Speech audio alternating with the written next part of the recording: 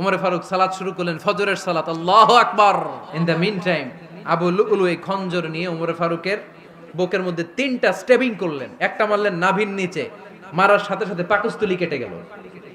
আরেকটা মারলেন পাজরে, পাজর ছিঁড়ে গেল। আজকে আমরা সাইয়েদনা ওমর ফারুকের বায়োগ্রাফি সম্পর্কে জানবো। ওমর ফারুক রাদিয়াল্লাহু তাআলা আনহু, the super hero of this উম্মাহ।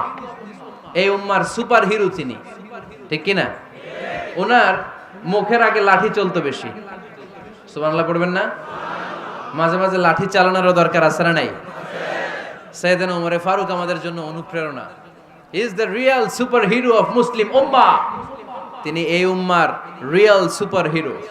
এজন্য ওনার জীবনী থেকে আমরা কিছু শিক্ষা নেওয়ার চেষ্টা করব ইনশাআল্লাহ। পড়েন সাইয়েদনা ওমর ফারুক কিভাবে ইসলাম ধর্ম গ্রহণ করলেন, কিভাবে বিশ্বনবীর প্রাণের কলিজার টুকরা হলেন, এটা দিয়ে আমরা শুরু করি।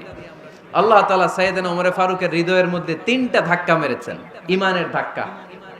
আওয়াজ করে বলতে হবে কয়টা? জোরে বলেন তো কয়টা? 3টা ইমানি ধাক্কা। এক হচ্ছে বিশ্বনবীর দোয়ার ধাক্কা। এক কি? দোয়ার ধাক্কা। 2 হচ্ছে সূরা হাক্কা দিয়ে দিয়েছেন আল্লাহ এক ধাক্কা। সুবহানাল্লাহ পড়বেন না? 3 হচ্ছে সূরাতু তাহা দিয়ে আল্লাহ দিয়েছেন আরেকটা ধাক্কা। এই 3টা ইমানি ধাক্কা যখন সাইয়েদনা ওমর ফারুকের হৃদয়ে লাগলো, উনি পড়তে আরম্ভ করেছেন, আশহাদু আল্লা ইলাহা ইল্লাল্লাহ ওয়া আশহাদু আন্না মুহাম্মাদান আবদুহু ওয়া রাসূলুহু। চিল্লায়ে পড়েন আল্লাহু আকবার। বিশ্বনবী মক্কায় বসে বসে তাহাজ্জুদের সালাত পড়ে আল্লাহর কাছে দোয়া করলেন, আল্লাহুম্মা আইজ্জাল ইসলাম বিআহাব্বির রাজুলাইনি ইলাইক। ও আল্লাহ, 2 জন লোকের নাম বলবো, 2 জনের দরকার নেই। এই 2 জনের একজনকে আপনি ইসলামের সুশীতল ছায়া তলে এনে ইসলামকে বিজয় দান করে দেন। মুহূর্তের মধ্যে দোয়াটা কবুল করে নিয়েছে কে? বিশ্বনবী বললেন, আল্লাহ 2 জনের নাম বলবো আজকের দোয়ায়। আবি জাহাল ইবনে হিশাম, হয়তো হিশামের বেটা আবু জাহেলকে আপনি ইসলামের ভিতরে নিয়ে আসেন, কিংবা ওমর ইবনুল খাত্তাব, খাত্তাবের বেটা ওমরকে আপনি ইসলামের ছায়া তলে নিয়ে আসেন। ওমরে ফারুকের জন্য দোয়াটা কবুল করে নিয়েছে কে? মক্কার যে অবস্থা, আল্লাহর হাবিব সাল্লাল্লাহু আলাইহি ওয়াসাল্লাম বুঝলেন মক্কার এই 2 জনের একজন যদি আমার সাথে না থাকে তাহলে মক্কায় দাওয়াতি কাজ চালিয়ে যাওয়া যাবে। আল্লাহরে বললেন, আল্লাহ বেশি চাই না, এই 2 জনের একজন, হয় আবু জাহেল নয় ওমর, হয় আবু জাহেল নয় ওমর। বিশ্বনবী যখন দোয়া করলেন, এই দোয়ার একটা ইমানি ধাক্কা, নুরানি ধাক্কা সাইয়েদনা ওমর ফারুকের হৃদয়কে স্পর্শ করে ফেলল। দোয়া ইজ লাইক এ মিসাইল। এই যে আমরা দোয়া করি, এটা মিসাইলের মতো। যুদ্ধে মিসাইল হামলা করে না? মিসাইল হামলা করার পরে এই মিসাইল লক্ষ্য বস্তুতে যে ভেদ করে, ঠিক কিনা? তেমনি দোয়ার মতো যদি আপনি দোয়া করতে পারেন, আপনি যেই জন্য দোয়া করেছেন ঠিক ওই জায়গায় যে আপনার দোয়া স্পর্শ করে। সুবহানাল্লাহ পড়বেন না? বিশ্বনবীর দোয়ার মাধ্যমে প্রথমে সাইয়েদনা ওমর ফারুকের হৃদয়ে এক ধাক্কা লাগলো। 2 নম্বরে রব্বুল আলামিন সূরাতুল হাক্কা দিয়ে ওমর ফারুকের হৃদয়ের মধ্যে দিলেন এক ধাক্কা। পড়েন আল্লাহু আকবার। কোরআনের ভেতরে সূরাতুল হাক্কা নামে একটা সূরা আছে না নাই? আল হাক্কাতু মাল হাক্কা ওয়া মা আদরাকা মাল হাক্কা। পড়েন আল্লাহু আকবার। বিশ্বনবী যখন দোয়া করলেন, ওই দোয়া যখন সাইয়েদনা ওমর ফারুকের হৃদয়ে স্পর্শ করলো, সাইয়েদনা ওমর ফারুক সব সময় বিশ্বনবীরে ফলো করতে আরম্ভ করলেন। বিশ্বনবী ডানে গেলে লুকিয়ে লুকিয়ে ওমর ফারুক ডানে যায়, বিশ্বনবী বায়ে গেলে লুকিয়ে লুকিয়ে ওমর ফারুক বায়ে যায়। বিশ্বনবী একবার মসজিদুল হারামে যে নামাজ পড়তে শুরু করলেন, ওমর ফারুক তখন বিশ্বনবীর পিছু পিছু ছদ্মবেশে পেছন থেকে যে বিশ্বনবী কিভাবে নামাজ পড়ে দেখতে শুরু করলেন। বিশ্বনবী ইন দা মিন টাইম এশার নামাজে আল হাক্কাতু মাল হাক্কা তেলাওয়াত শুরু করে দিলেন। আল হাক্কাতু মাল হাক্কা তেলাওয়াত শুরু করে দিলেন। তেলাওয়াত করতে করতে বিশ্বনবী যখন তেলাওয়াত করতেছে, ওমর ফারুক এরকম দুলতেছে আর মজা পাচ্ছে। ও মিয়া, বিশ্বনবীর কণ্ঠ বুঝি আমার মতো কণ্ঠ, আপনার মতো কণ্ঠ, আহমদ বিন ইউসুফের কণ্ঠ, আব্দুল বাসিতের কণ্ঠ না? বিশ্বনবীর গলায় যে কি সুরের ঝংকার আল্লাহ দিয়েছেন, কি সুরের লহরী আল্লাহ দিয়েছেন, একবার যে শুনতো পাগল হয়ে যেত। আল্লাহু আকবার। বিশ্বনবী সূরা হাক্কা মন্ত্রমুগ্ধ তেলাওয়াতে মন্ত্রমুগ্ধ সুর দিয়ে মন্ত্রমুগ্ধ কণ্ঠ দিয়ে তেলাওয়াত করতে লাগলেন এশার সালাতে। ওমরে ফারুক দুলতে লাগলেন। ওমরে ফারুক যত শুনেন অবাক হয়ে যায়, যত শুনেন অবাক হয়ে যায়, যতই শুনে অবাক। কিরে, কারণ তিনি আরবি ভাষা বুঝতেন। এত সুন্দর শব্দের গাঁথনি, এত প্রাঞ্জল বর্ণনা, এত সুন্দর অন্তমিল, এটা কবিতা না হয়ে পারে না। উনি মনে মনে ভাবলেন এটা মনে হয় কবিতা। It might be poem, it could be poem. Muhammad মনে হয় কবি হয়ে গেছে, তার কাব্য প্রতিভা দিয়ে সে এটা বানিয়েছে। তা না হলে এত সুন্দর কথা এটা কবিতা না হয়ে পারে। ইন দ্য মিন টাইম বিশ্বনবী কিন্তু দেখতেছে না যে পেছনে ওমর। বিশ্বনবী তেলাওয়াত করছিলেন। ইন দ্য মিন টাইম বিশ্বনবী পড়ছিলেন ওমা হুয়া বিকাউলি শাইরিন কলিলাম মা তুমিনুন। এই আয়াতের অর্থ হলো এটা কোনো কবির কথা নয়, খুব অল্প সংখ্যক লোকই তোমরা ঈমান আনো। সুবহানাল্লাহ পড়েন। এটাকে বলে কোইন্সিডেন্ট। কোইন্সিডেন্ট, হুট করে অনেক সময় মিলে যায়। যায় কি যায় না? আপনি একজনের কথা ভাবতেছেন, বাজারে গেলেন, বাজারে যেই দেখেন ওই লোকটা দাঁড়ায় আছে, এরকম হয় কি হয় না? কোইন্সিডেন্ট। ওমরে ফারুক মনে মনে যেটা ভাবতেছে ওই কথা দিয়ে বিশ্বনবী তেলাওয়াত করতেছে। আল্লাহু আকবার। বিশ্বনবী যে আয়াত তেলাওয়াত করছিলেন, আয়াতের অর্থ হলো এটা কোনো কবির বানানো কবিতা না, খুব অল্প সংখ্যক লোকই তোমরা ঈমান আনো। ওমরে ফারুক আটকে উঠলেন, থমকে দাঁড়ালেন। ঘটনা কি? আমি মনে মনে ভাবলাম কি রে, এত সুন্দর কথা, এটা তো মানুষের কথা হতে পারে না, এটা নিশ্চয়ই কবিতা, কবির কথা। কিন্তু মুহাম্মদ এখন আবার পড়তেছে ওমা হুয়া বিকাউলি শাইর, এটা কোনো শায়েরের, কবির কথা নয়। কলিলাম মা তুমিনুন, অল্পই তোমরা ঈমান আনো। তার মানে আমার মনে যা চলে মুহাম্মদ এটা টের পায়। মুহাম্মদ গণক। নাউজুবিল্লাহ পড়বেন না? মুহাম্মদ অনেক বড় মাপের একজন গণক। মানুষের হৃদয়ে কি চলে, মনে মনে কি ভাবে, মুহাম্মদ না দেখেও বলে দিতে পারে। ইন দা মিন টাইম বিশ্বনবী পরের আয়াতে পড়লেন ওয়ালা বিকাউলি কাহিনিন কলিলাম মা তাযাক্কারুন। এই আয়াতের অর্থ হলো এটা কোনো গণকের বানানো গণনা নয়, খুব অল্প সংখ্যক লোকই তোমরা উপদেশ হিসেবে এটাকে মানো। সুবহানাল্লাহ পড়েন। এবার আর ওমরে ফারুকের সহ্য হয় না, কি আজীব তামাশা। প্রথমে মনে করলাম কবিতা, মোহাম্মদ কয় কবি না, সে কবি না, এটা কবিতা না। তারপর ভাবলাম সে গণক, সে আয়াত পরে পরে বলে দিল এটা গণনা নয়, তাহলে এটা কি? এটা কি কবিতাও না, গণনাও না, তাহলে এটা কি? বিশ্বনবী তখন বললেন তানজিলুম মির রাব্বিল আলামিন। সুবহানাল্লাহ পড়েন। পরের আয়াত ছিল তানজিলুম মির রাব্বিল আলামিন। এটা দুনিয়ার কোনো কবির বানানো কবিতা না, এটা কোনো গণকের গণনা না, এটা কোনো সাহিত্যিকের বানানো সাহিত্য নয়, এটা মহাবিশ্বের পরিচালক রব্বুল আলামিনের কাছ থেকে পাঠানো কিতাব কোরআন। সূরা হাক্কার ধাক্কায় ওমরে ফারুক কাইত। প্রথমে ধাক্কাটা লাগলো যে দোয়া। বিশ্বনবী তাহাজ্জুদে কেঁদে দোয়া করলেন, আল্লাহ হয় আবু জাহেল রে দিবা নাইলে ওমর রে দিবা। ওই দোয়া ওমরে ফারুকের হৃদয়ে ছোঁয়া লেগেছে। এরপর হাক্কা, সূরাতুল হাক্কা দিয়ে দিলে এক ধাক্কা। এই ধাক্কা খেয়ে উথাল পাথাল হৃদয়ের মধ্যে, হায় রে এ কি বাণী, এ কেমন কথা, কে মুহাম্মদ? তারপরও শয়তানের ওয়াসওয়াসা আছে না নাই? আল্লাহ বলে যতই ওয়াসওয়াসা ওমরকে দেয়া হোক, আমি ওমরে ফারুককে এই মুসলিম উম্মতের সেনাপতি বানিয়ে ছাড়বো, আমি সেনাপতি বানাবো। এবার 3 নাম্বার ডোজ। ডাক্তারের কাছে গেলে প্রথমে দেখবেন সিম্পল ডোজ দেয়, নরমাল ওষুধ, এটাতে কাজ না হলে ডোজ বাড়ায়, একেবারে কাজ না হলে অ্যান্টিবায়োটিক মারে, আছে না নাই?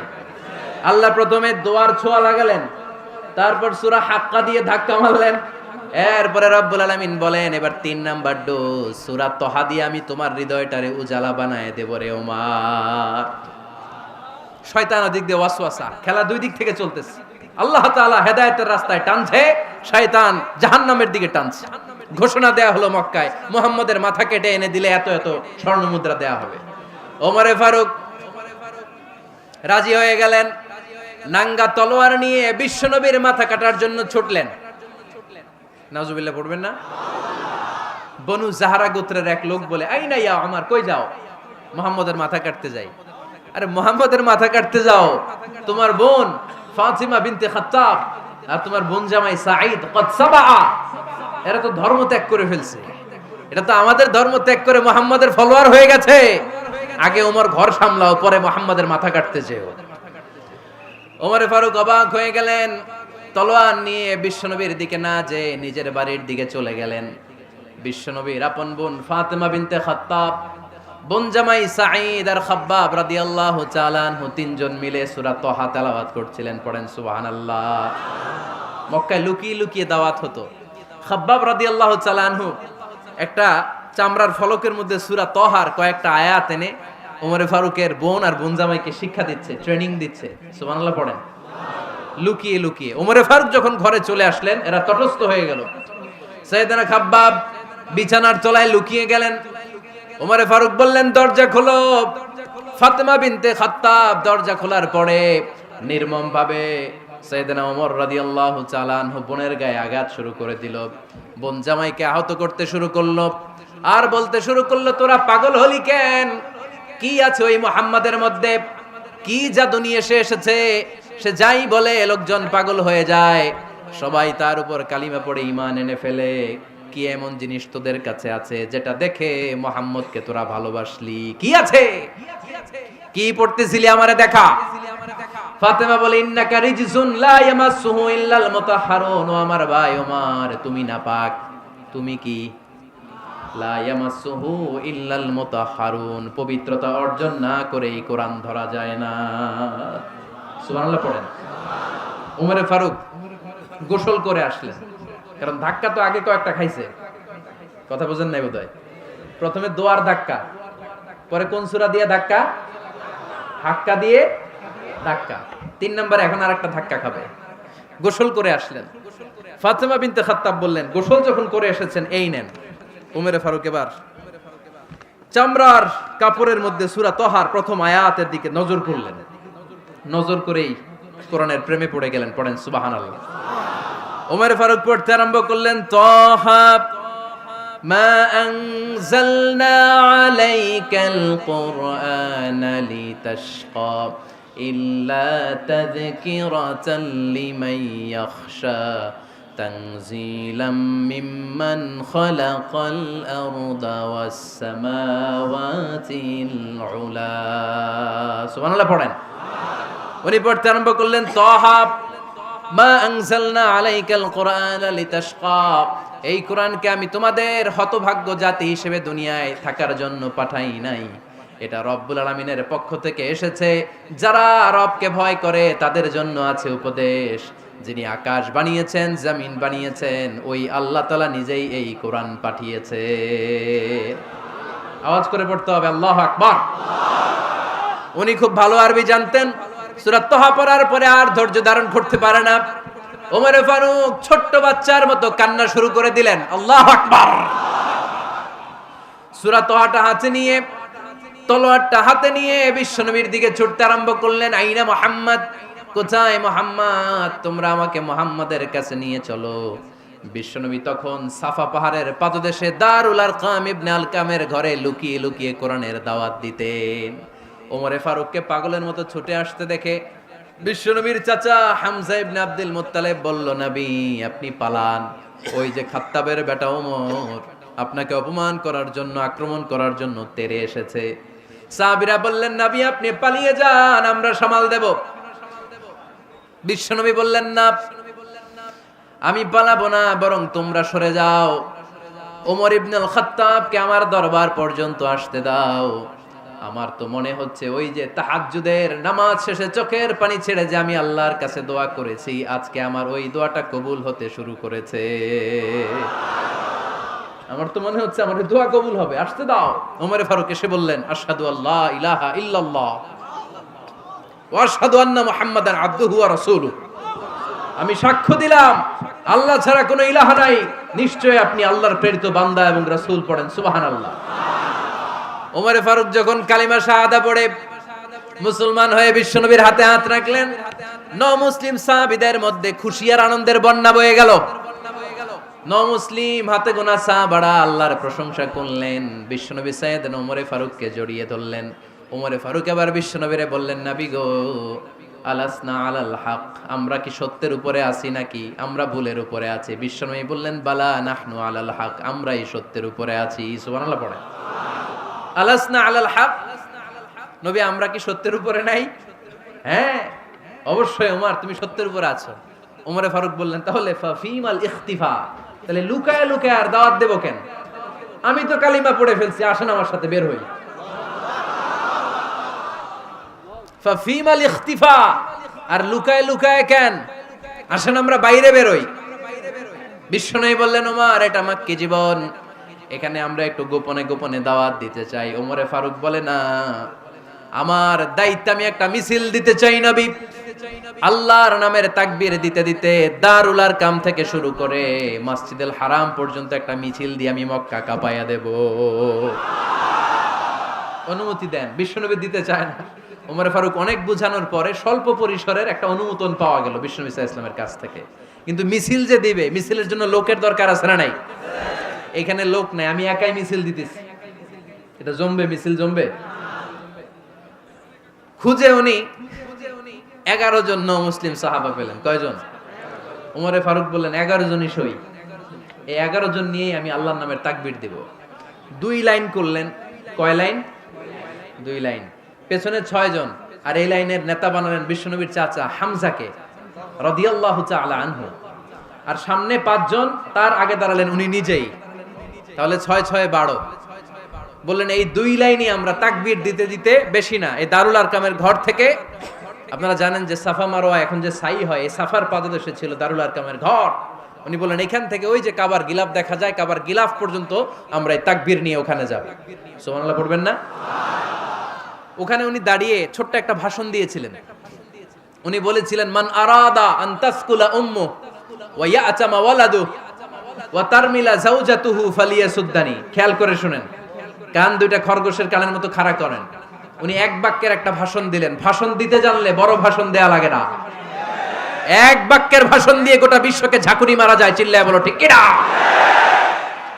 ওমরে ফারুক এক বাক্যের একটা ছোট্ট ভাষণ দিলেন। মান আরাদা আন তাসকুলা উম্মু, কে আছো মায়ের এই মক্কায়, কে আছো মায়ের বুক খালি করতে চাও? ইয়া আচামা ওয়ালাদু, কে আছো বাচ্চাগুলারে, নিজের সন্তানগুলোরে ইয়াতিম বানাতে চাও? কে আছো তারমিলা যাওজাতুহু, নিজের স্ত্রীকে বিধবা বানাতে চাও? ফালিয়া সুদ্দানি, বুকের পাটা থাকলে আমি ওমর রে থামাও। ফালিয়া সুদ্দানি, দেখি মক্কায় কার এত বড় বুকের পাটা। কে আছো মায়ের বুক খালি করতে চাও, সন্তান রে এতিম বানাতে চাও, স্ত্রীকে বিধবা বানাতে চাও? ফালিয়া সুদ্দানি, পারলে আমারে ঠেকাও। এই বলে উনি আল্লাহু আকবার, আল্লাহু আকবার, আল্লাহু আকবার বলে স্লোগান শুরু করে দিলেন। এক এক স্লোগানে মক্কার মরুজমিন থারথার করে কাঁপতে আরম্ভ করলো। এই মিছিল মক্কার কেউ দেয় নাই। মিছিলের আওয়াজ শুনে আবু জাহেল বাইরিস, উতবা বাইরিস, শাইবা, ওয়ালিদ ইবনে মুগিরা সব বের হইছে। কি রে, আমার এলাকায় এত বড় স্লোগান, কার এত সাহস? বের হয়ে দেখে মিছিলের সামনে ওমর। ওমর রে দেখে দিছে এক দৌড়। কারণ ওমরে ফারুককে থামানোর মতো বাপের বেটা মক্কায় দ্বিতীয়টা কেউ ছিল না। আওয়াজ করে বলেন ঠিক কিনা? ওমরে ফারুক আল্লাহু আকবার, আল্লাহু আকবার বলে স্লোগান দিতে দিতে মসজিদুল হারামের ভেতরে ঢুকে গেল। কাবার গিলাফ ধরার পরে সেদিন মিছিল থেমেছে। ওই আল্লাহর নামের স্লোগান সেদিন কেউ থামাতে পারে নাই, কিয়ামত পর্যন্ত কেউ থামাতে পারবে না। চিল্লায় বলো ঠিক কিনা?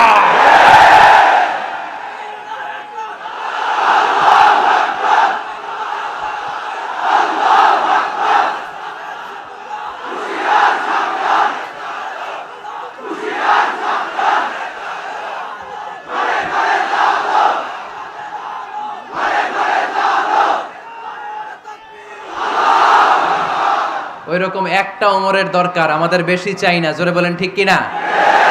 দাও খোদা দাও আমায় আবার ওমর দারাজ দিল, দাও খোদা দাও আমায় আবার ওমর দারাজ দিল, দাও আলীর মতো বীর সেনানি, আলীর মতো বীর সেনানি জাগাতে নিখিল, দাও খোদা দাও আমায় আবার ওমর দারাজ দিল। সুবহানাল্লাহ পড়েন। একটা ওমর লাগবে। চিল্লায় বলেন কয়টা? ওই ওমরের অপেক্ষায় বাংলাদেশ সহ গোটা মুসলিম উম্মাহ। ঠিক কি না? একটা ওমরই যথেষ্ট। আমাদের সেন্ট্রাল লিডারশিপ নাই তো, আমাদেরকে এদিকে লাথি মারলে আমরা ওইদিকে যাই, ওদিক থেকে গুতা মারলে আমরা এদিকে যাই। আমাদের রিপ্রেজেন্টেটিভ, আমাদের প্রতিনিধিত্ব করার মতো কোনো কেন্দ্রীয় লিডারশিপ নেতৃবৃন্দ গোটা বিশ্বে নাই, ঠিক কিনা? আমরা সেই ওমরে ফারুকের অপেক্ষায়, আমরা সেই ইমাম আল মাহাদির অপেক্ষায়। এই ওমরে ফারুক আমাদের মডেল, ঠিক কিনা? থার্ড ইন পজিশন এই পুরা উম্মতের মধ্যে ওনার পজিশন নাম্বার 3। 1 নাম্বার পজিশন বিশ্বনবীর, কার? 2 নাম্বার পজিশন কার? আবু বকর। 3 নাম্বার পজিশন কার? ওমরে ফারুকের। বিশ্বনবী বলতেন লা নবিয়্যা বা'দি, লা নবিয়্যা বা'দি, আমার পরে কোনো নবী নাই। ওয়ালা রাসূলা, আমার পরে কোনো রাসূলও নাই। আমার নবীর পরে আর কোনো নবী আছে? আমার নবীর পরে আর কোনো রাসূল আছে? এই যে কাদিয়ানি যে একটা সম্প্রদায় আছে, এরা কি মুসলিম নাকি অমুসলিম? মুসলিম সম্প্রদায়ের সাথে এদের কোনো সম্পর্ক নাই, চিল্লা বলেন ঠিক কিনা? এরা যদি মুসলমান হতে চায়, আমার নবী দ্য লাস্ট মেসেঞ্জার বিশ্বনবীকে খাতামুন নবী হিসেবে সংবাদ সম্মেলন করে গোটা বিশ্বকে জানাই দিতে হবে, তারপরে তাদেরকে আমরা মুসলিম হিসেবে স্বীকৃতি দিব, চিল্লায় বলেন ঠিক কিনা? তা না হলে তারা কোন ধর্মের এটাকে জানাই দিতে হবে। No inferiority complex, no identity crisis. Identity ক্রাইসিসে থাকা যাবে না। আপনারা কোন ধর্মের এটা জানায় দেন। আপনারা বিশ্বনবীরও শেষ নবী মানবেন না, আবার মুসলিম বলেও নিজেদেরকে ট্যাগ লাগাতে চাইবেন। সাধারণ মুসলমানরা এটা এই ধোঁকাবাজি মানে না, চিল্লায় বলেন ঠিক কিনা? আমার নবীর পরে কোনো নবী নাই, আমার রাসূলের পরে কোনো রাসূল নাই, ঠিক কিনা? আল্লাহর হাবিব বলতেন লাউ কানা বা'দি নাবিয়্যুন লাকানা উমর, তবে আমার পরে যদি নবী হওয়ার যোগ্যতা কারো থাকে, আমার ওমরের ওই যোগ্যতা আছে। সুবহানাল্লাহ পড়েন। প্রভু তুমি বলেছো রাসূল দেবে না, বলনি দেবে না ওমর, বলনি দেবে না হামজা তারি, খালিদ বিজয় সমর। প্রভু তুমি বলেছো রাসূল দেবে না, বলনি দেবে না ওমর, বলনি দেবে না হামজা তারি, খালিদ বিজয় সমর। প্রভু তুমি বলেছো রাসূল দেবে না। সুবহানাল্লাহ পড়েন। এজন্য আমরা একটা ওমর চাই। কয়টা? বেশি লাগবে? নেতার মতো নেতা কয়টা লাগে? জোরে বলেন কয়টা? Enough, that's enough. Omar Farooq our super hero. ওনার সাথে বিশ্বনবী সাল্লাল্লাহু আলাইহি ওয়াসাল্লামের মুসাহারার সম্পর্ক ছিল। ওমরে ফারুক যে বিশ্বনবীর শ্বশুর, এটা অনেকে জানেই না। ওমরে ফারুক রাদিয়াল্লাহু তাআলা আনহু বিশ্বনবীর শ্বশুর ছিলেন। এটা আজকে নতুন শুনছেন, কে কে হাত তোলেন? দেখছেন হুজুর? সঠিক বলছি না আমি? অনেকে আমরা জানিই না। মাশাআল্লাহ, জানতে লজ্জা নাই, শিখতে লজ্জা নাই। লজ্জা হচ্ছে অজ্ঞতায় আর মূর্খতায়, ঠিক কি না? আমরা শিখতে রাজি আছি। যে কথা বলে আমরা তার ছাত্র। আমার আগে হুজুর কথা বলতেছিলেন, আমরা ছিলাম ছাত্র। এখন আমি কথা বলতেছি, এখন আমরা সবাই হয়ে গেছি ছাত্র, ঠিক কি না? যিনি বলেন তিনি শিক্ষক, বাকিরা আমরা ছাত্র, ঠিক কি না? 4 খলিফার 2 খলিফা, ইসলামের 4 খলিফার 2 খলিফা বিশ্বনবীর মেয়ের জামাই, আর বাকি 2 খলিফা বিশ্বনবীর শ্বশুর। সুবহানাল্লাহ পড়েন। সাইয়েদনা আলী রাদিয়াল্লাহু তাআলা আনহু, সাইয়েদনা উসমান যুন-নূরাইন বিশ্বনবীর মেয়ের জামাই।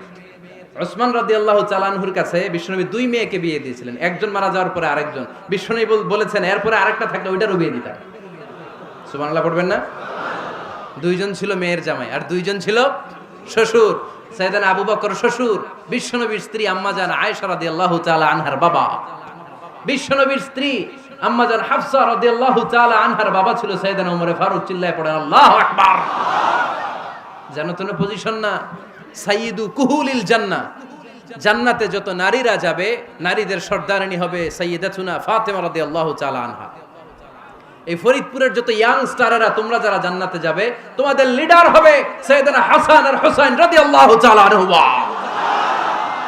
আর বয়স্ক মুরব্বীরা যারা জান্নাতে ঢুকবেন, আপনাদের লিডার হবে সাইয়েদনা আবু বকর আর সাইয়েদনা ওমর ফারুক রাদিয়াল্লাহু তাআলা আনহু। সুবহানাল্লাহ পড়তে পারলেন না? ওমর ফারুক এটা সাধারণ কোনো ক্যারেক্টারিস্টিক্স নয়। ওনাকে আল্লাহ তাআলা নলেজও দিয়েছেন, আবার দিনদারিও দিয়েছেন। আমার দিনী ভাইয়েরা খেয়াল রাখবেন, কোনো আলেমের মধ্যে বা কোনো নেতার মধ্যে যদি এই দুইটার সমন্বয় আপনি পান, যে তার জ্ঞানও আছে আবার দিনদারিও আছে, হি belongs the knowledge and he belongs the taqwa, সে গোটা বিশ্বকে জয় করে ফেলবে। ঠিক কি না? যার মধ্যে জ্ঞান আছে, যার মধ্যে তাকওয়া আছে, তারে কেউ থামায় রাখতে পারে? ওমরে ফারুককে এই দুই নেয়ামত দিয়ে ধন্য করেছে কে? সহিহ বুখারীর বর্ণনা, বিশ্বনবী সাহাবীদের সামনে একটা স্বপ্নের কথা বলছেন। বিশ্বনবী বললেন, আমি স্বপ্নে দেখলাম আমার আঙ্গুলের ফাঁকা থেকে দুধ বের হচ্ছে, আমি তৃপ্তি সহকারে দুধ খেলাম। খাওয়ার পরে দেখলাম আঙ্গুলের মধ্যে একটু দুধ লেগে আছে। আমার আঙ্গুলে অতিরিক্ত লেগে থাকা দুধটা আমি ওমরে ফারুকের মুখের মধ্যে লাগিয়ে দিলাম। সাহাবারা বললেন, ইয়া রাসূলুল্লাহ, ইয়া হাবিবাল্লাহ, মাযা আওয়ালতা বিহি, এই স্বপ্নের আপনি কি ব্যাখ্যা করলেন, আমরা তো বুঝলাম না। বিশ্বনবী বললেন, আওয়ালতু বিহি আল ইলম, আমি এই দুধ দিয়ে জ্ঞানের ব্যাখ্যা করেছি, কারণ ওমরকে আল্লাহ যেই জ্ঞান দিয়েছে গোটা বিশ্বের কাউকে এত জ্ঞান দেয় না। এজন্য স্বপ্নে যদি কেউ দেখেন যে আপনি দুধ খাচ্ছেন, তার মানে আল্লাহ তাআলা আপনার জ্ঞান বাড়ায় দিবে। ওমরে ফারুককে দুধ খেয়ে অতিরিক্ত দুধের অংশটা বিশ্বনবী আবু বকর রাদিয়াল্লাহু তাআলা আনহুর মুখে দেন নাই, সাইয়েদনা উসমানের মুখে দেন নাই, আলী রাদিয়াল্লাহু তাআলা আনহুর মুখে দেন নাই। স্বপ্নে ওই অতিরিক্ত লেগে থাকা দুধটা বিশ্বনবী ওমরে ফারুকের ঠোঁটের মধ্যে লাগিয়ে দিয়েছেন। এই হাদিস থেকে প্রমাণ হয় আল্লাহ তাআলা জ্ঞানের নেয়ামতে সাইয়েদনা ওমরে ফারুককে ধন্য করেছেন। আবার বুখারীর বর্ণনা, বিশ্বনবী সাল্লাল্লাহু আলাইহি ওয়াসাল্লাম আরেকটা স্বপ্নের বর্ণনা দিচ্ছেন। তিনি বললেন, তোমাদের সবাইকে স্বপ্নে আমার সামনে দাঁড় করানো হলো। আমি দেখলাম তোমাদের কারো জুব্বা নাভি পর্যন্ত, কারো জুব্বা হাঁটু পর্যন্ত, কারো জুব্বা টাকনু পর্যন্ত। ওমরে ফারুককে যখন স্বপ্নে আমার সামনে দাঁড় করিয়ে দেয়া হলো, আমি দেখলাম ওমরের জুব্বা এত লম্বা, ওমর টেনে হিচড়ে তার জুব্বা নিয়ে সামনে হেঁটে যাচ্ছে।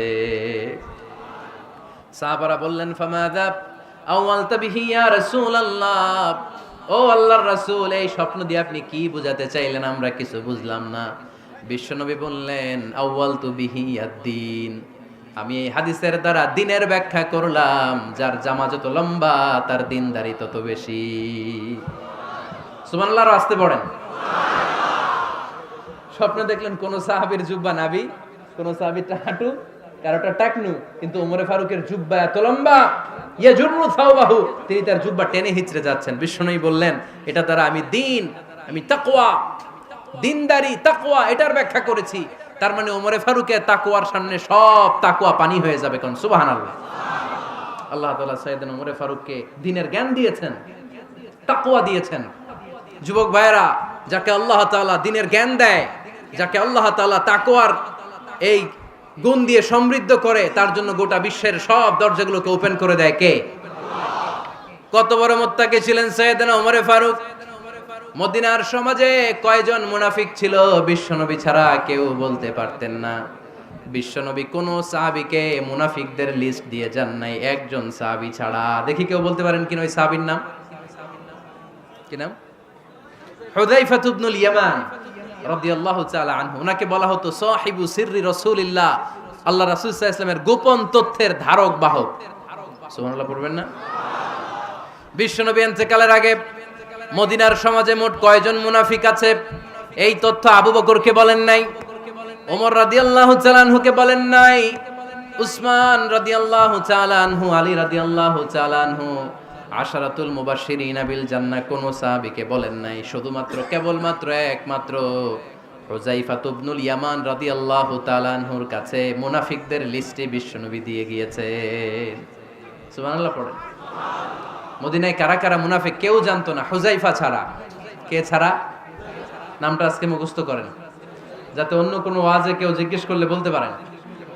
মুনাফিকদের লিস্ট যে সাহাবীর কাছে বিশ্বনবী দিয়ে গিয়েছিলেন, সাহাবীর নাম কি? নাম? নামটা কেমন লাগে? ভাল লাগে? অনেকে আমারে জিজ্ঞেস করে, হুজুর আমার ছেলে হবে আগামী মাসে, একটা নাম দেন। নাম দিয়ে দিলাম হুযায়ফা। যাদের হবে ছেলে, এলাকায় যাদের নেক্সট কয়েক মাসে ছেলে হবে, খালি হুযায়ফা চলবে। কি চলবে? ভাল লাগে? নামটা ভাল লাগে? রাইখেন, অনেক সুন্দর নাম। উনি জানতেন মুনাফিক কারা। দেখেন ওমরে ফারুকের তাকওয়ার লেভেলটা কত হাই। ওমরে ফারুক একদিন হুযায়ফা রাদিয়াল্লাহু তাআলা আনহুর কাছে গেলেন, যে বললেন, হুযায়ফা, বিশ্বনবী ইন্তেকালের আগে মুনাফিকদের নামের লিস্টটা কারো কাছে দেয় নাই, আমার জানা নাই, সাইয়েদনা আবু বকরের জানা নাই, কোন সাহাবীর জানা নাই, তুমি ছাড়া। আমি তোমার কাছে জানতে চাই, আমি ওমরের নামটা ওই মুনাফিকদের খাতায় আছে কিনা আমার একটু বলো। আমার ওমরের নামটা ওই মুনাফিকদের লিস্টিতে একটু আছে কিনা, নামটা একটু বলো। যদি থাকে আমি ভালো হয়ে যাব, আমি নেফাকি দূর করে পাক্কা মুমিন হতে চাই। আমার নাম যদি মুনাফিকের লিস্টে থাকে আমি তো শেষ। হুযায়ফা চোখের পানি ছেড়ে দিয়ে বলে, আমিরুল মুমিনিন, কেমন প্রশ্ন করলেন আপনি? আপনি বিশ্বনবীর শ্বশুর, এই উম্মতে আপনার পজিশন 3 নাম্বার। আপনারে মুনাফিকরা ভয় পায়, শয়তান আপনারে ভয় পায়। আপনি জান্নাতে সব বয়স্ক লোকদেরকে নিয়ে জান্নাতের মধ্যে আগে আগে ঢুকবেন, কেমন করে মুনাফিকদের কাতারে আপনার নাম থাকতে পারে ওমর? সুবহানাল্লাহ পড়ে। কি বিনয়ী, কি তাকওয়া। হুযায়ফাকে যে ধরতেন, হুযায়ফা একটু বলো না আমার নামটা মুনাফিকদের লিস্টিতে আছে কিনা। ওমরে ফারুকের যদি এই টেনশন থাকে যে আমি মুনাফিক হয়ে গেলাম কিনা, আমাদের এই টেনশন থাকার দরকার আছে না নাই?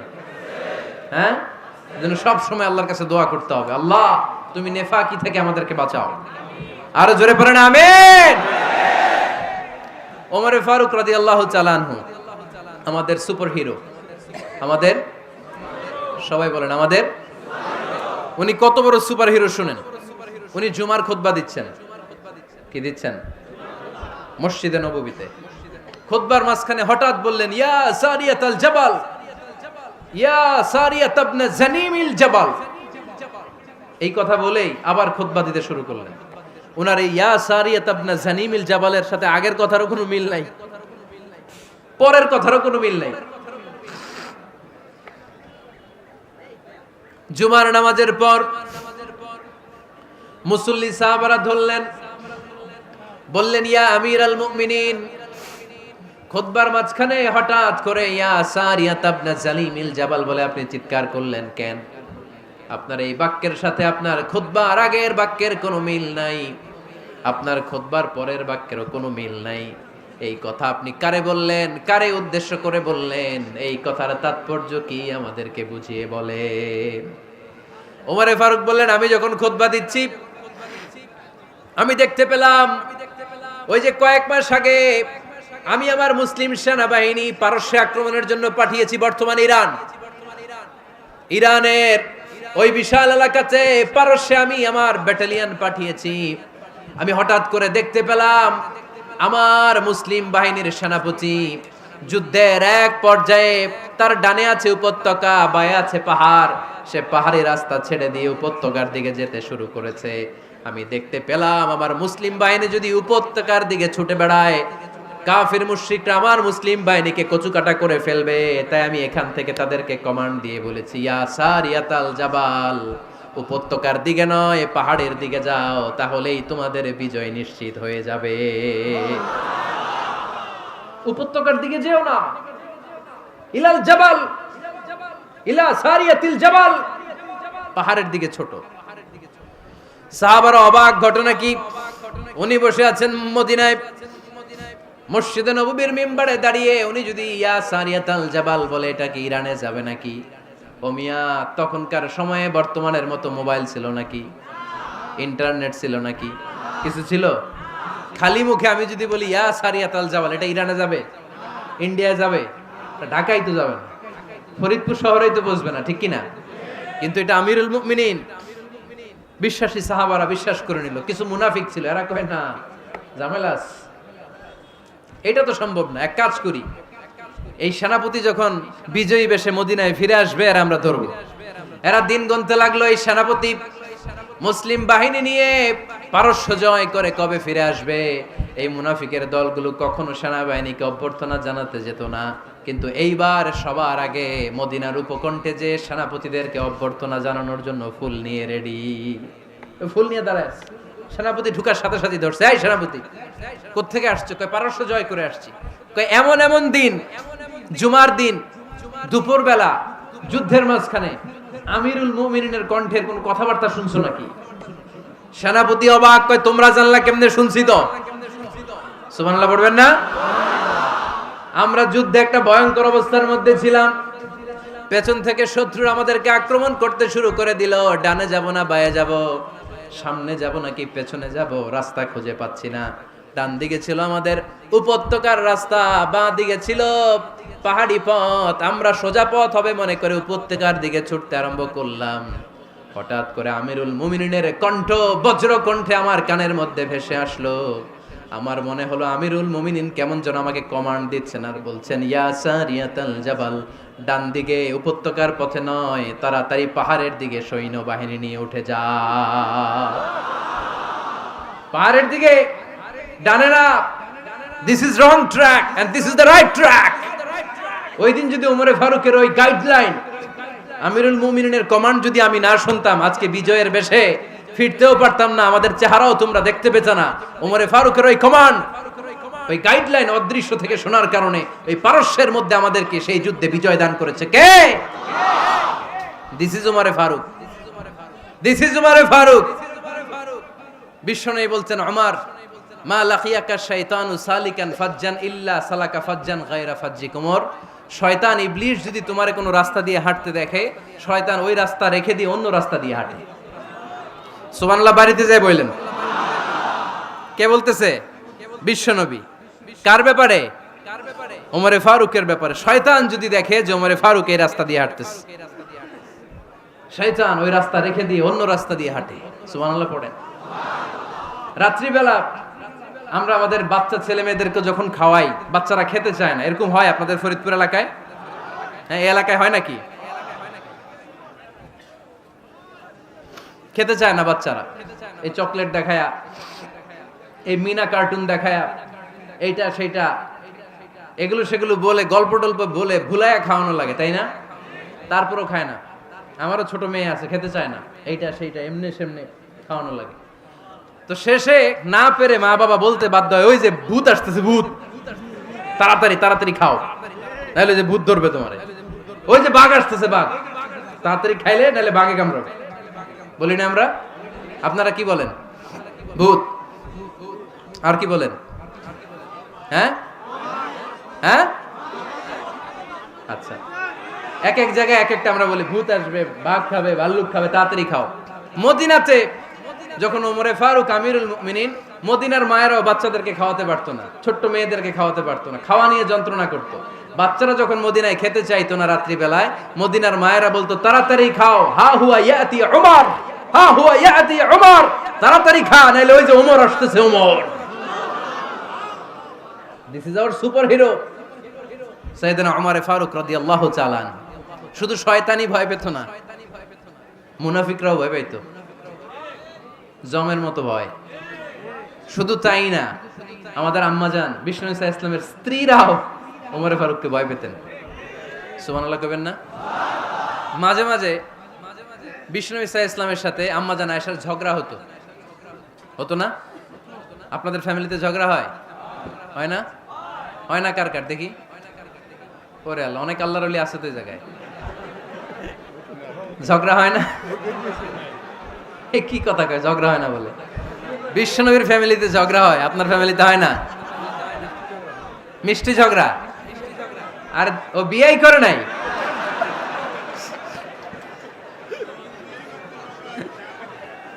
ঝগড়া তো হবেই, দাম্পত্য জীবনের মজাটাই তো এখানে।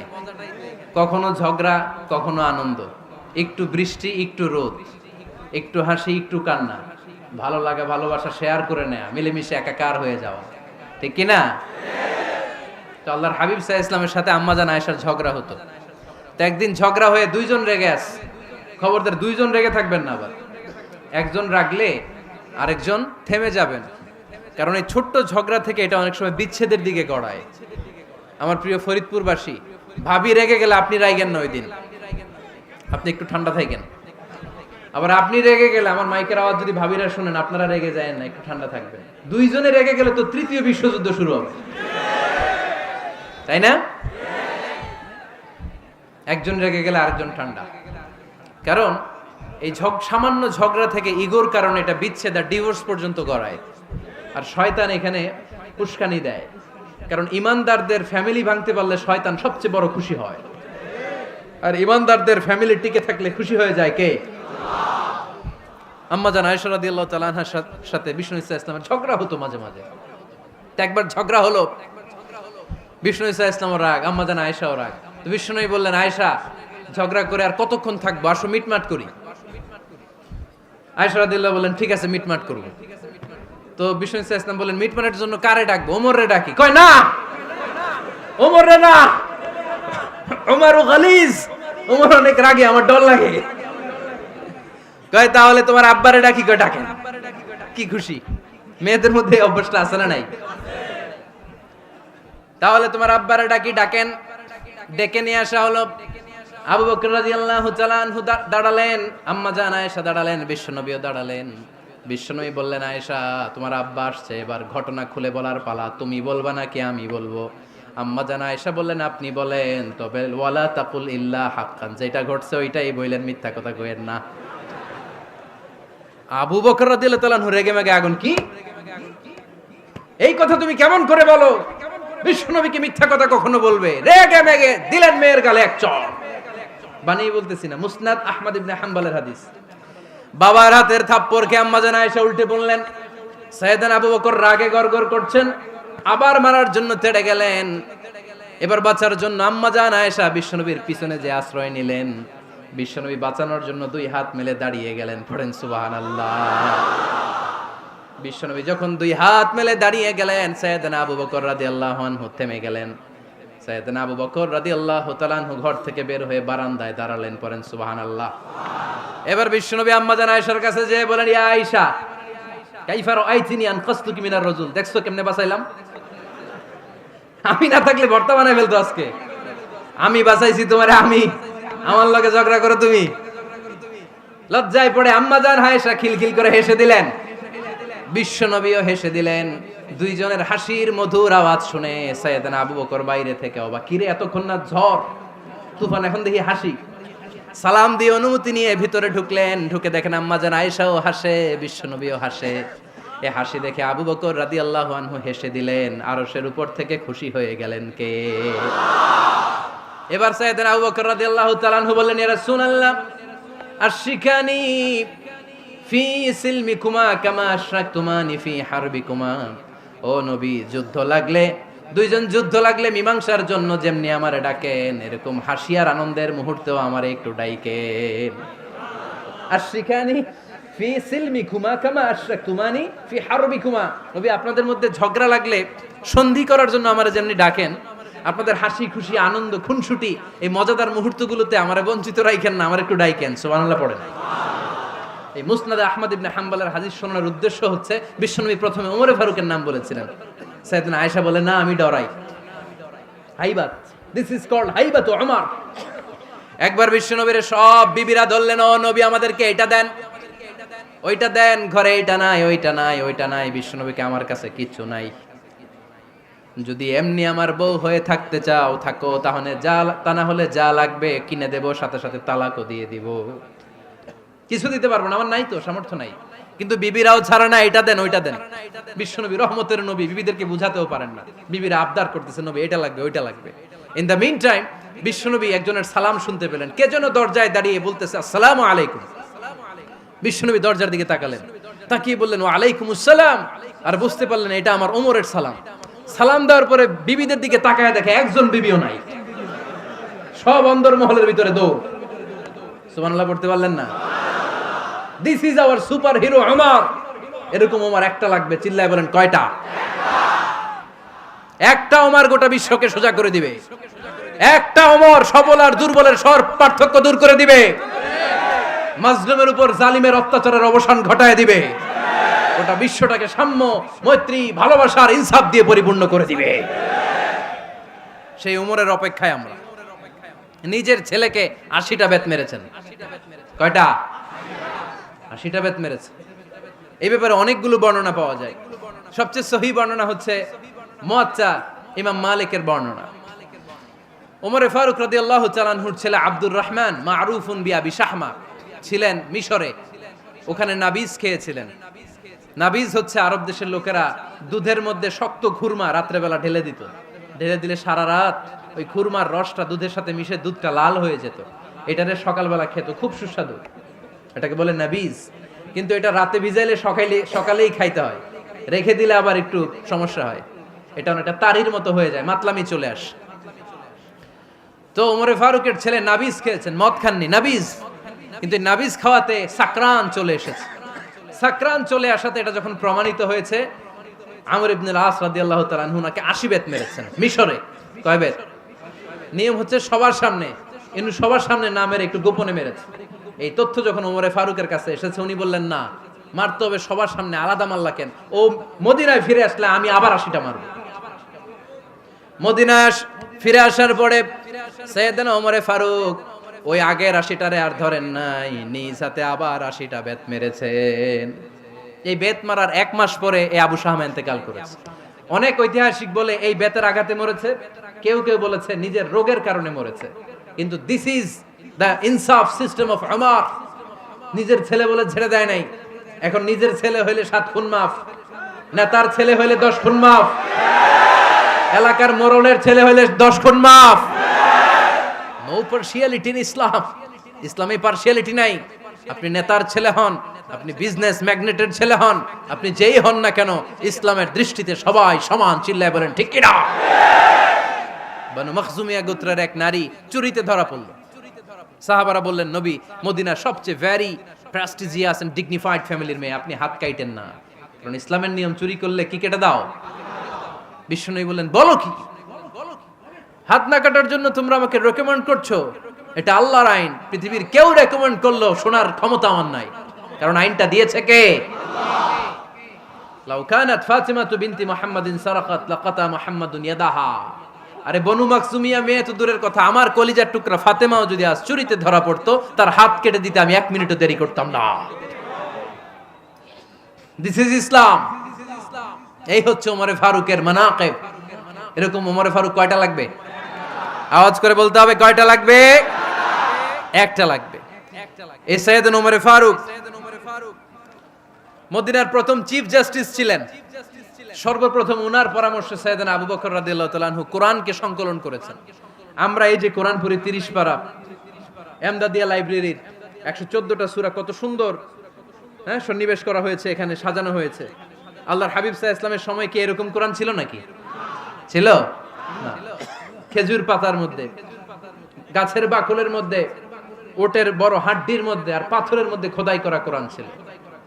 সাইয়েদনা আবু বকরের সময় রাদিয়াল্লাহু তাআলা আনহুর সময় যুদ্ধ হলো, 70 জন হাফেজ সাহাবী ইন্তেকাল করলেন। সাইয়েদনা আবু বকর রাদিয়াল্লাহু তাআলা আনহুকে ডেকে ওমরে ফারুক বললেন, ও আবু বকর, এইভাবে হাফেজে কোরআন সাহাবীরা যদি দুনিয়া থেকে বিদায় হয়ে যায়, আল্লাহর কোরআনও তো বিদায় হয়ে যাবে। আমার পরামর্শ হলো আপনি সব বয়োজ্যেষ্ঠ সাহাবীদেরকে একসাথে করে কোরআনের সব কাগজগুলোকে একসাথে করে একটা নির্ধারিত কপির মধ্যে কোরআনকে সংকলন করে ফেলেন। সাইয়েদনা আবু বকর বললেন, যেটা আমার নবী করে না, এটা আমি কেমনে করি? কিন্তু ওমরে ফারুক নাছরবান্দা বলে না, এটা করলে কোনো খারাপ হবে না, ভালোই হবে। মুসলিম উম্মার জন্য এক জায়গায় কোরআন সন্নিবেশিত থাকবে, আপনি করেন। সাইয়েদনা আবু বকর রাজি হয় না, ওমরে ফারুকও ছাড়ে না। ওমরে ফারুক বলতে বলতে বলতে বলতে এমন ভাবে সাইয়েদনা আবু বকর রাদিয়াল্লাহু তাআলা আনহুকে ধরলেন, সব শেষে সাইয়েদনা আবু বকর ওমরে ফারুকের কথায় কোরআন সংকলনে রাজি হয়ে গেলেন। পড়েন সুবহানাল্লাহ। উনি বললেন, ওমর যখন আমাকে বারবার বুঝাতে লাগলো, আল্লাহ তাআলা আমার হৃদয়টা ওমরের কথা শোনার জন্য খুলে দিলেন।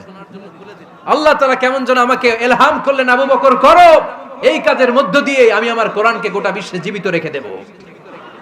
This is Umar. এই যে আমরা হিজরি সনের যে আমরা গণনা করি, এই হিজরি সনের প্রবর্তক হচ্ছে সাইয়েদনা ওমরে ফারুক। সুবহানাল্লাহ নাই? আপনাদের মনোযোগ আছে না গেছে? কই ঘুমায় গেলেন মনে হয়? তাকবীর দেন তো একজন আওয়াজ করে।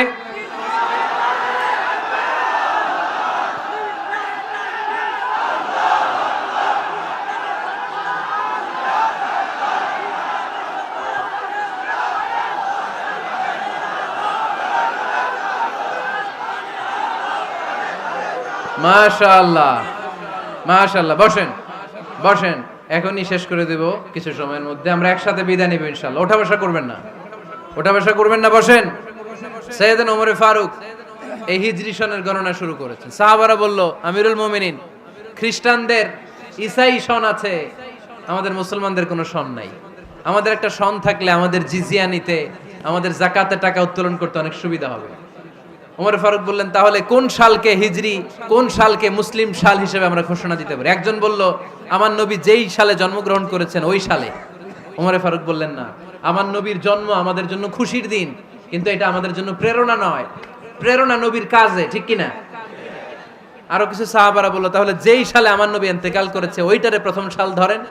ওমর ফারুক বললেন, না, যেদিন তিনি ইন্তেকাল করেছেন এটা আমাদের দুঃখের দিন, এটা আমাদের প্রেরণা নয়। আমাদের প্রেরণা হচ্ছে বিশ্বনবীর ত্যাগ, তিতিক্ষা আর কাজের মধ্য দিয়ে। জোরে কোন ঠিক কিনা?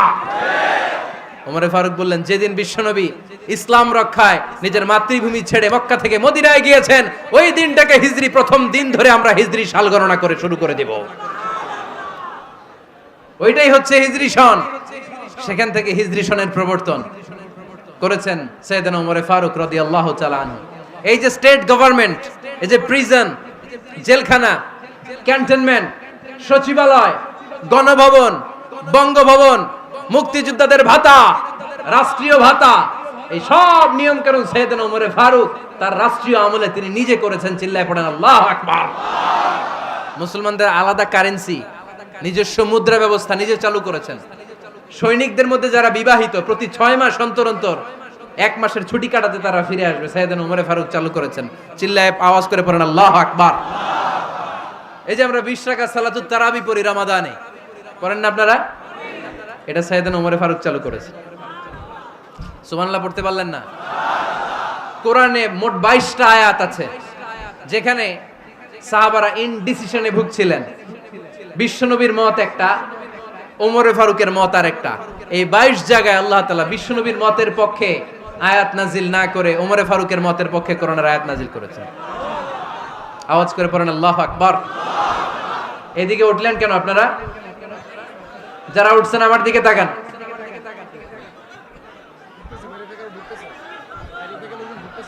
কিছু ভিতরে ঢুকতেছে, কিছু বাইরে দিছে না?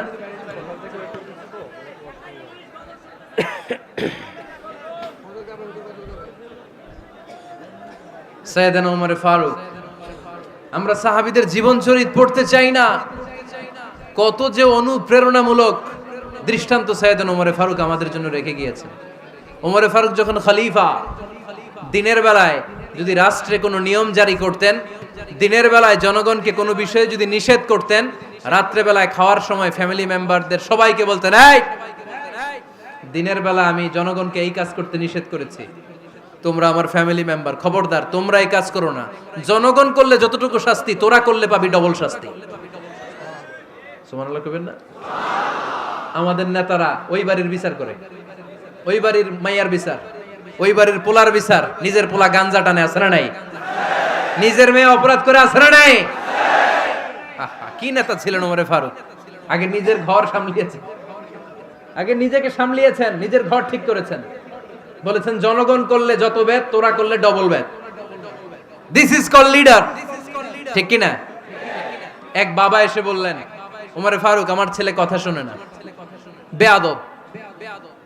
ওমর ফারুক ছেলেরে ডাকলেন, বাবা তুমি তোমার আব্বাজানের কথা শোনো না, এটা তো কবিরা গুনাহ। ছেলে বলে, ওমর ফারুক সব দায় দায়িত্ব আল্লাহ ছেলে মেয়েদেরকে দিয়েছে, বাবা মাকে কোনো দায়িত্ব দেয় নাই। ওমর ফারুক বললেন, অবশ্যই দায়িত্ব দিয়েছে। তাহলে বলেন আমার বাবার দায়িত্ব কি? উনি বললেন, প্রাইমারিলি প্রথমত 3 দায়িত্ব। আইয়ান তাকিয়া উম্মা, পৃথিবীর প্রতিটি বাবার উচিত ছেলেদের মেয়েদের জন্য ভালো মায়ের ব্যবস্থা করা। 2 নম্বরে আইয়ুহসিনা ইসমা, সুন্দর তার একটা নাম রেখে দেয়া। 3 নাম্বার ইউআল্লিমাহুল কিতাব, তার আল্লাহর কিতাব শিক্ষা দেওয়া। এবার ছেলেকে আমার আব্বা 3টার একটাও করে নাই। এবার ওমর ফারুক রেগে গেলেন, বাবার কাঁধে ধরলেন, বললেন তুই ছেলের জন্য বিচার নিয়ে আসলি, তোর 3টা দায়িত্বের একটাও তুই পালন করিস নাই। ছেলে বলে, আমিরুল মুমিনিন, আমার মা নর্তকী, আমার মা মাজুসি, আমার মায়ের মধ্যে কোনো আদব কাদব নাই, সুন্দরী দেখে আমার মারে বাবা বিয়ে করছে, আমার মায়ের কাছ থেকে জীবনে কিছু শিখি নাই। 2 নাম্বার সাম্মানি খানফাসা, আমার বাবা আমার নাম রেখেছে চামচিকা। কি নাম রাখছে? এটা নাম হইলো একটা? এরকম উল্টাপাল্টা নাম আছে না নাই? না, এগুলো রাখবেন না। আব্দুল্লাহ রাখবেন, আব্দুর রহমান রাখবেন। আরেকটা কি বলছি আজকে? হুজাইফা রেখে দিয়েন, পারবেন? ওয়ালাম ইউআল্লিমনি হারফাম মিন কিতাবিল্লাহ, আমিরুল মুমিনিন। শুধু তাই না, আল্লাহর কোরআনের একটা অক্ষর আমার বাবা কোনোদিন আমারে শিক্ষা দেয় নাই। ওমর ফারুক রেগে গেলেন, এবার বাবের কান্দে ধইরা মারতে শুরু করলেন। তুই পোলার নামে বিচার নিয়ে আইছিস, তোরে মার দিমু আগে। এরকম নেতার দরকার আছে না নাই? মদিনায় এক লোক তার বউরে রাগের চোটে 100 তালাক দিয়ে ফেলছে। কয় তালাক দেয়ার নিয়ম কয়টা? দিছে কয়টা? এবার স্ত্রী কাঁদতে কাঁদতে এসে বলে, আমিরুল মুমিনিন দেখেন, আমার স্বামী আমারে রেগে মেগে 100 তালাক দিছে। ওমর ফারুক বললেন, দইরা নিয়ে এটারে। নিয়ে আসা হলো। ওমর ফারুক বললেন, কয়টা তালাক দিয়েছো? কয় 100টা। কেন দিছো? কয় মাথা গরম আছিল। এরকম আছে না? তালাক দেওয়ার সময় সব তালাক, তুই তালাক, তোর মা তালাক, তোর বোন তালাক, সব তালাক। তালাক দিবে ওয়াইফ রে, দিতেছে সবাই রে। তোমার ফারুক বললেন, দিবে 3টা, 100টা দিলা কেন? কয় মেজাজ গরম ছিল। কয় দাঁড়া, আত-তালাকু মিন শাআইরিল্লাহ, তালাক হচ্ছে আল্লাহর দেয়া বিধানের একটা নিদর্শন। এটা নিয়ে তুই খামখেয়ালি করলি? আমার রায় শোন, আমার রায় হচ্ছে 3 তালাকে তোর বউ তালাক, বাকি 97 তালাক তোর পিঠের উপরে পড়বে। এরকম বিচারের দরকার আছে না নাই?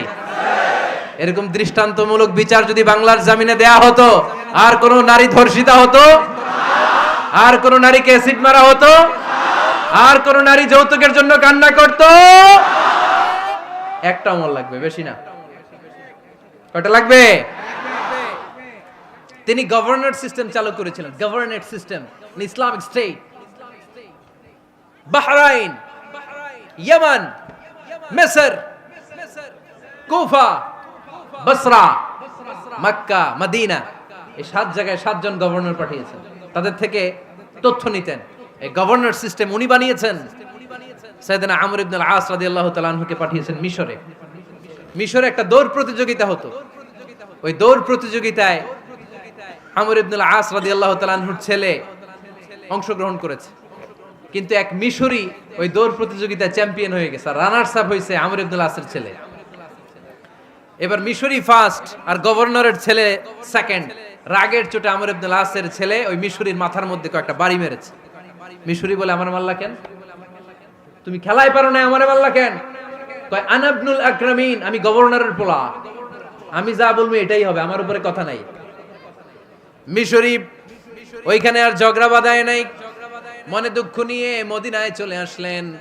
এসে বললেন, আমিরুল মুমিনিন, আপনি আমর ইবনুল আস রাদিয়াল্লাহু তাআলা আনহুকে মিশরের গভর্নর বানিয়ে পাঠিয়েছেন। একটা প্রতিযোগিতায় আমি চ্যাম্পিয়ন হয়েছি, ওনার ছেলে হয়েছে রানার আপ। কেন সে চ্যাম্পিয়ন হতে পারে নাই? এই কারণে আমার মাথায় লাঠি দিয়ে 3টা বাড়ি মেরে। বিচারটা দিছে কার দরবারে? কথা বুঝেন নাই বোধহয়? ওমর ফারুকের দরবার। ওমর ফারুক বললেন, তাই আগামী বছরের অমুক তারিখ আমি সব গভর্নরদেরকে ডেকে হিসাব নেই, তো ওই দিন তুই থাকবি, পারবি না? মিশরে বলে, পারবো মানে অবশ্যই পারবো। ওই দিন 7 রাজ্য থেকে 7 গভর্নর হাজির, গভর্নরদের ছেলেরাও হাজির, মিশরীয় হাজির। 7 গভর্নরের কাছ থেকে 7 এলাকার খোঁজ খবর নেয়ার পরে ওমরে ফারুক বললেন, আইন আল মিসরি, মিশরি লোকটা কই, এদিকে আয়। মিশরি সামনে আসার পরে বলল, আমর ইবনুল আস, তুমি মিশরের গভর্নর, তোমার ছেলে সহ তুমি আসো। আমর ইবনুল আস এসে সামনে বসে রইলেন। এবার বললেন, ও আমর ইবনুল আসের ছেলে, তুমি নাকি ইবনুল আকরামিন গভর্নরের ছেলে, তুমি যা বলবা মিশরে নাকি তাই হবে, তোমার নাকি অনেক দাপট। নিজে একটা লাঠি এনে মিশরীর হাতে দিয়ে বলল, এবার তোর মাথায় যতটা মারছে তুই ততটা গুনে গুনে মার, আমি দেখবো। আমর ইবনুল আস দেখবে, আমর ইবনুল আসের ছেলেরে তুই এখানে মার। সে বলতেছে, থাক, আপনি বলছেন এতেই যথেষ্ট, মারা লাগবে না, আমি মাফ করে দিলাম। ওমরে ফারুক বলল, খবরদার, মার, মার ওর মাথার মধ্যে। মিশরি ওমরে ফারুকের ধমক শুনে ভয়ে ভয়ে 3টা বাড়ি মারল। এই বাড়ি মারা দেখেও ওমরে ফারুকের হৃদয় ঠান্ডা হয় নাই। লজ্জায় আমর ইবনুল আস, বয়স হয়ে গিয়েছে সাহাবা, মাথা তখন টাক, মাথায় চুল নাই, লজ্জায় মাথাটা হেট হয়ে মাথাটা নিচু করে রেখেছে। এবার রাগের চোটে ওমরে ফারুক বললেন, এবার আমর ইবনুল আসের টাক মাথার মধ্যে একটা মার, মার। কেন ছেলেকে শিক্ষা দিতে পারে নাই? ইয়া আমর ইবনুল আস, মাতা জাআলতুমুন নাস আবিদা, তোমরা কখন মিশরীদেরকে নিজেদের দাস বানায় নিলা? ওয়াকাদ ওয়ালাদাতুম উম্মুহুম আহরারা, আর ওদের মায়েরা তো ওদেরকে স্বাধীন সন্তান হিসেবে প্রসব করেছে। মানুষদের উপর ক্ষমতাগিরি করার জন্য গভর্নর পাঠাই নাই। খবরদার, জনগণ তাদেরকে দেখভাল করার জন্য তোমাদেরকে পাঠানো হয়েছে, তাদের উপর কোনো অত্যাচার করার জন্য নয়। চিল্লায় বলেন ঠিক কিনা? এরকম নেতা কয়টা লাগবে? কয়টা? ওই নেতার নাম কি? ওমর। হ্যাঁ, হুয়া ইয়াতি ওমর। 22 জায়গায় বিশ্বনবী কয় একটা, ওমরে ফারুক বলে আরেকটা। আল্লাহ বলে, বিশ্বনবী আপনার পক্ষে আমি আয়াত নাজিল করতে পারলাম না, আমি ওমরের পক্ষে নাজিল করে দিলাম। বিশ্বনবী বলতেন, ইন্নালি কুল্লি উম্মাতিন মুহাদ্দাস, সব উম্মতের মধ্যে, সব নবীর উম্মতের মধ্য থেকে একজন করে আল্লাহ তাকে মুহাদ্দিস বানাতো। মুহাদ্দিস না, মুহাদ্দাস। মুহাদ্দাস মানে এমন লোক যিনি যা ভাবতো ওই ভাবনাটাই আল্লাহ আয়াত হিসেবে নাজিল করে দিতেন। বিশ্বনবী বলেন, আমার উম্মতের মধ্যে মুহাদ্দাস হচ্ছে সাইয়েদনা ওমর। মদিনার সবচেয়ে বড় মুনাফিকের নাম আব্দুল্লাহ ইবনে উবাই ইবনে সালুল। সব মুনাফিকদের সরদার, কিন্তু এই মুনাফিকের ছেলেটা হলো পাক্কা ইমানদার। এই ছেলের নাম হলো আব্দুল্লাহ। আওয়াজ করে বলেন, ছেলের নাম কি? আব্দুল্লাহ ইবনে উবাই ইবনে সালুল। মুনাফিক সরদার যখন ইন্তেকাল করলো, সাইয়েদনা আব্দুল্লাহ রাদিয়াল্লাহু তাআলা আনহু বিশ্বনবীর কাছে এসে চোখের পানি ছেড়ে ডেকে বলে, নবী আপনিও জানেন, আমিও জানি, মদিনার সবাই জানে আমার আব্বা মুনাফিকদের সরদার, কিন্তু আমার মন তো মানে না, আমার তো পিতা, আমার তো বাবা লাগে, আমার তো মন মানে না। আপনিও জানেন মুনাফিক, আমিও জানি মুনাফিক। নবী আপনার দরবারে কিছু আমি চাই না, আপনার গায়ের একটা জামা দেন, আপনার জামাটা পরিয়ে আমার বাবারে দাফন দিব। এর উসিলায় যদি আমার আব্বারে আল্লাহ মাফ করে দেয়, দয়ার নবী মায়ের নবী জামা খুলে দিয়ে দিলেন। পড়েন সুবহানাল্লাহ। আব্দুল্লাহ রাদিয়াল্লাহু তাআলা আবার আবদার চললেন, নবী জানি আমার বাবা মুনাফিক, কিন্তু আমার তো বাবা, আপনার দরবারে ফরিয়াদ, আপনি নিজে যে আমার বাবার জানাজার নামাজের ইমামতি করবেন। দয়ার নবী মায়ার নবী জানাজার নামাজে যেতে চাইলেন। ওমরে ফারুক বললেন, নবী না, খবরদার আপনি উবাই ইবনে সালুলের জানাজায় যাবেন না। বিশ্বনবী জোর করে যেতে চাইলেন। সাইয়েদনা ওমরে ফারুক বিশ্বনবীর জামা পেছন থেকে টেনে ধরলেন। আল্লাহু আকবার। টেনে ধরলেন, যাবেন না আপনি। ওমরে ফারুকের হাত থেকে হ্যাচকা টান মেরে জুব্বা টান দিয়ে বিশ্বনবী জানাজায় চলে গেলেন।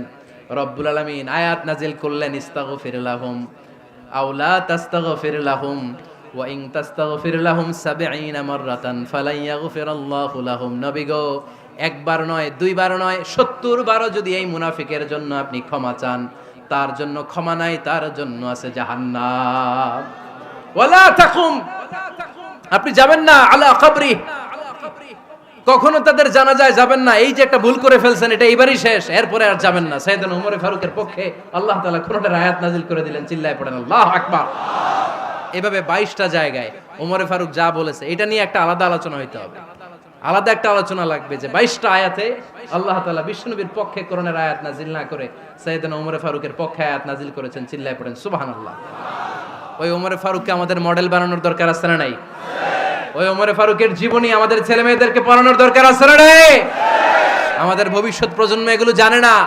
ওরা সালমান খান দেখে বড় হয়, ওরা শাহরুখ খান দেখে বড় হয়, ওরা ঋত্বিক রোশনকে দেখে বড় হয়। ওরা মনে করে যে এরাই বড় সুপার হিরো। আমাদের যে কত বড় সুপার হিরো আছে এরা জানেই না। নতুন প্রজন্মের কর্ণকোহরে সাইয়েদনা ওমর ফারুকের ইতিহাস পৌঁছে দেওয়ার দরকার আছে না নাই? ওমর ফারুকের ইন্তেকালের ঘটনাটা বলেই আমরা মুনাজাতের দিকে যাব। শুনবেন? শুনতে চান? উনি স্বপ্নে দেখলেন একটা লাল মোরগ ওনাকে 3টা ঠোকর মেরেছে। কয়টা?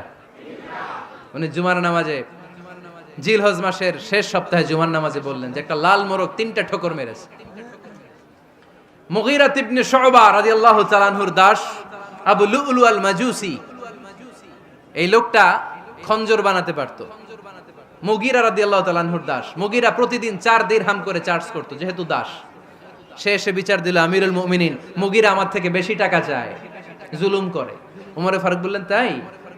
তুমি কি কাজ জানো? বলে, আমি খঞ্জর বানাতে জানি। বাড়ি কই? পারস্য। আরে তুমি খঞ্জর বানাতে জানলে তো 4 দিরহাম অনেক কম, সে তো আরো বেশি টাকা নেওয়া দরকার ছিল তোমার থেকে। আবু লুলুর এই কথা পছন্দ হয় নাই। সে কয়, ওমর তুমি সবারে দয়া দেখাও আর আমার ক্ষেত্রে কঠিন নিয়ম বানাইলা, দাঁড়াও এই নিয়ম তোমারে আমি দেখাবো। এই রাগে সে বাড়িতে যে একটা খঞ্জর বানালো। কি বানালো? খঞ্জর চিনেন? ছোট্ট ছুরি। কিছুদিন আগে ওমানের সুলতান কাবুস ইন্তেকাল করেছে, জানেন আপনারা? ওনার এই কোমরের মধ্যে খঞ্জর থাকতো, ছবিতে দেখছেন? আরব শায়েখ যারা সুলতান আমির, কোমরে কি থাকে? ছোরা থাকে, খঞ্জর। সে বাসায় যে একটা খঞ্জর বানালো, যেই খঞ্জরের দুই মাথা, লাহু রাসান ওয়া মাকবাদাতুহু ফি ওয়াসাতি, আর ধরার হ্যান্ডেলটা মাঝখানে, এদিকেও ছুরি এদিকেও ছুরি, যাতে এইভাবে মারা যায়। সে ধার দিতে লাগলো আর বলল, ওমর দাঁড়াও, তোমারে আমি দেখাবো।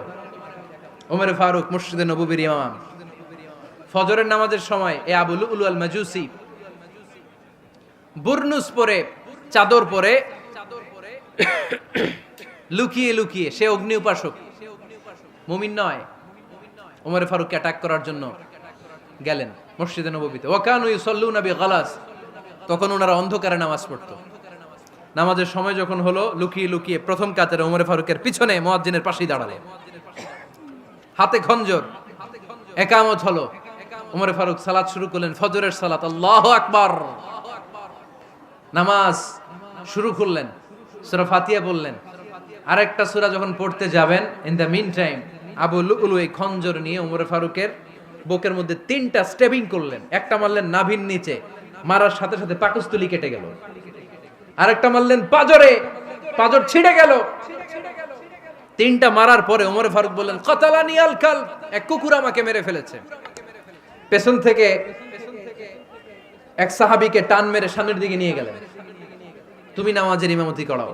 আর ওমর ফারুককে বাকিরা ধরাধরি করে পেছনে নিতে আরম্ভ করলেন। আর এই আত্মাই আক্রমণ যে করেছে, সে কাতারের মাঝখান দিয়ে যেতে আরম্ভ করলো আর দুই দিকে ছুরি মারতে আরম্ভ করলো। 13 জন সাহাবীর গায়ে ছুরি মেরেছে, 7 জন সাহাবা স্পট ডেথ, জায়গায় মৃত্যু। এই ভয়ঙ্কর অবস্থা দেখে এক সাহাবী বুরনুস, এক ধরনের জুব্বা আছে মাথাওয়ালা, অনেকে জ্যাকেট পরছেন না এরকম মাথাওয়ালা, লম্বা জুব্বা আছে, আরবরা শীতে পরে মাথাওয়ালা, এই মাথাওয়ালা জুব্বা বের করে এক সাহাবী জালের মতো তার দিকে উড়ায় মারল। ওই বুরনুসের মধ্যে পেঁচিয়ে আবু লুলু মাটিতে পড়ে গেল আর সুইসাইড করে ফেললো, নিজের বুকে নিজে মেরে আত্মহত্যা। যেই সাহাবীকে ইমামতির জন্য দাঁড় করালেন, উনি ছোট্ট সূরা দিয়ে, প্রথম রাকাতে সূরা আল কাউসার, দ্বিতীয় রাকাতে সূরাতুল ইখলাস দিয়ে নামাজ শেষ। ওমর ফারুক বেহুশ। ওমর ফারুক কি? হ্যাঁ, বেহুশ। সবাই কান্নাকাটি করতেছে, সবাই দেখতে গেলেন, এখন হুঁশ ফিরে না। মুখের মধ্যে, মুখ খুলে রাষ্ট্রের চিকিৎসক মুখের মধ্যে দুধ দিলেন, ওই নাভি দিয়ে দুধ বের হয়ে যায়, পাকস্থলী কেটে ওখান দিয়ে দুধ বের হয়ে যাচ্ছে। তারা বললো, ওনারে বাঁচানো সম্ভব না, দেখেন হুঁশ ফিরে কিনা। হুঁশ ফিরলে ওনার পরে কে আমির হবে, উনি যেন প্যানেল ঠিক করে দিয়ে যায়। সবাই তাকিয়েছে ওমর ফারুকের চোখের দিকে। আল্লাহর মেহেরবানিতে ঘন্টা খানিক পরে উনি চোখ খুললেন। চোখ খোলার পরেই বলেন নাই, ও মা আমি মরে যাই। চোখ খোলার পরে উনি বলেন নাই, কে মারলো আমারে। চোখ খোলার পরে উনি বলেন নাই, আমার পরে নেতা কে হবে। চোখ খোলার পরে সর্বপ্রথম কথাটি ছিল, আসল্লান নাস, আমার নেতৃত্বে যে ফজরের নামাজটা শুরু হয়েছিল, এটাকে ঠিকমতো তোরা পড়েছিলি? আমার নেতৃত্বে যে ফজরের জামাত শুরু হয়েছিল, সেটা ঠিকঠাক মতো সমাপ্ত হয়েছিল কিনা আগে বল। আসল্লান নাস, নামাজটা হয়েছে কিনা বল। সুবহানাল্লাহ কইতে পারলেন না? This is Omar, hour super hero. নেতা অনেকগুলো লাগে না, এরকম নেতা একটাই যথেষ্ট, যে গোটা বিশ্বকে কাঁপায় দিতে পারে। চিল্লায় বলো ঠিক কিনা? আমরা চাই আমাদের ছেলেগুলো ওমর ফারুকের মতো বড় হোক। আমরা চাই আমাদের ছেলে মেয়েগুলো খাব্বাব, খুবাইব, সাইয়েদনা আলী, উসমান, আবু বকর রাদিয়াল্লাহু তাআলা আনহুর অনুসরণে বড় হোক, ঠিক কিনা? আমরা একটা ওমর চাই, যিনি আমাদেরকে সালাতের শিক্ষা দিয়ে গিয়েছেন, ইন্তেকালের আগে বলেছেন সাল্লান নাস। এজন্য আমরা যেন নামাজ কখনো নষ্ট না করি। আল্লাহর জমিনে দিন বাস্তবায়ন আসাদ্দুহুম ফি আমরিল্লাহি ওমর রাদিয়াল্লাহু তাআলা আনহুর মতো এত কঠোর কেউ ছিলেন না। তাই দিন বাস্তবায়নে আমরা যেন কাউরে ছাড় না দেই। সবার আগে আল্লাহর দিন, সবার আগে আল্লাহর কোরআন, সবার আগে আমার ইসলাম, ঠিক কিনা? চাইলেই কেউ এদেশ থেকে ইসলামরে মিটাই দিতে পারবে না। যে দেশে আল্লাহু আকবার ধ্বনির সাথে সাথে সূর্য উঠে যায়, আল্লাহু আকবার ধ্বনির সাথে সাথে সূর্য ডুবে যায়, সে দেশে আর কিছু থাকবে না থাক, আমার ইসলাম থাকবেই। আর কিছু থাকবে না থাক, আমার কোরআন থাকবেই। সে ইসলামের সাথে থাকতে রাজি আছেন তো? কোরআনের সাথে থাকতে রাজি আছেন তো?